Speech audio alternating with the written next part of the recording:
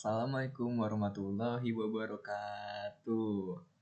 Halo semuanya, perkenalkan nama saya Raihan Fikri Kurniawan. Saya dari kelas C Hubungan Internasional semester 2. Di video kali ini saya akan menyampaikan resensi buku tentang teori hubungan internasional.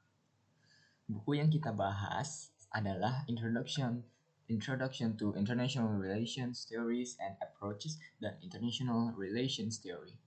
Yuk, langsung aja kita mulai. Pertama, apa itu hubungan internasional? Hubungan internasional atau HI adalah studi tentang interaksi antara negara, organisasi internasional, NGO, dan aktor lain di dunia. HI menyangkut politik ekonomi, budaya, dan keamanan. Jadi, HI membantu kita memahami bagaimana negara dan organisasi bekerja sama atau bahkan berkonflik dalam skala global.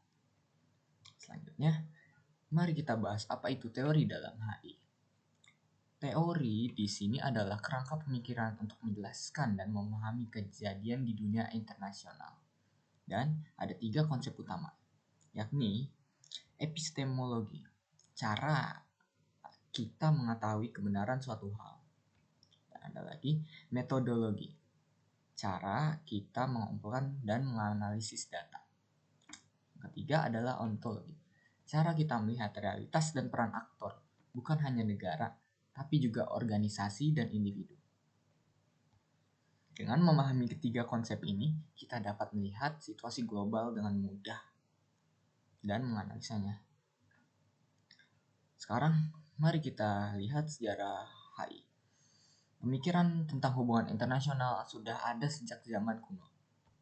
Tokoh-tokoh seperti Thucydides, Machiavelli, dan Hobbes pernah menulis tentang perang dan politik. Selain itu, pemikiran dari Asia juga memperkaya studi hubungan internasional.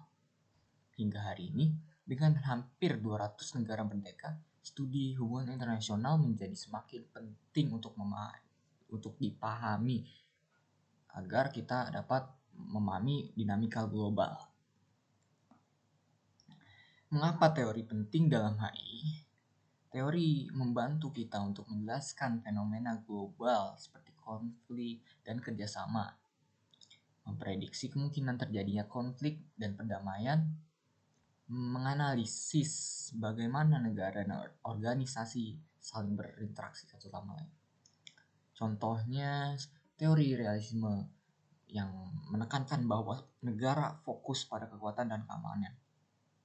Sedangkan teori liberalisme yang mengutamakan kerjasama dan peran organisasi internasional.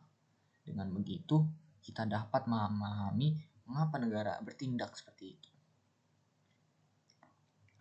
Studi HI juga dapat dilihat dari beberapa tingkat analisis. Level individu, mempelajari peran pemimpin dan bagaimana cara berpikir mereka dapat mempengaruhi keputusan.